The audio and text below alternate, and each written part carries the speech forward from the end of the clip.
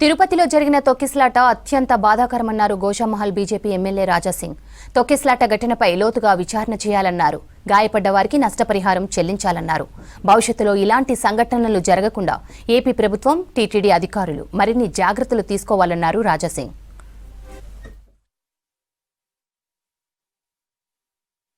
కానీ దురదృష్టం ఏంటంటే నిన్న ఒక తొక్కిసలాటలో 6 మంది చనిపోయినారు. దాంట్లో 5 మెంబర్స్ మహిళలు ఉన్నారు. ఇంకా 48 మెంబర్స్ దాంట్లో ఇంజిట్ కూడా అయినారు ఆ తొక్కిసలాటలో.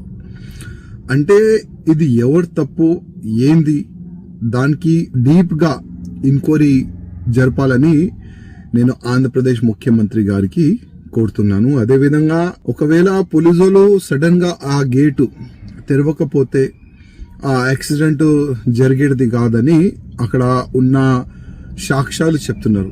అసలు ఇది వాస్తవమేనా, అసలు ఎవరు తప్పు ఉంది అని కొద్దిగా డీప్ గా ఎంక్వైరీ చేయాలని నేను ముఖ్యమంత్రి గారికి రిక్వెస్ట్ చేస్తున్నాను. అదేవిధంగా ఈ ఒక్క యాక్సిడెంట్ వల్ల ముందు అట్లాంటి యాక్సిడెంట్ జరగకూడదు, దానికి ఇప్పటి నుంచే కొద్దిగా ప్లాన్ చేస్తే బాగుంటుందని నేను వ్యక్తిగతంగా మా ముఖ్యమంత్రి గారికి రిక్వెస్ట్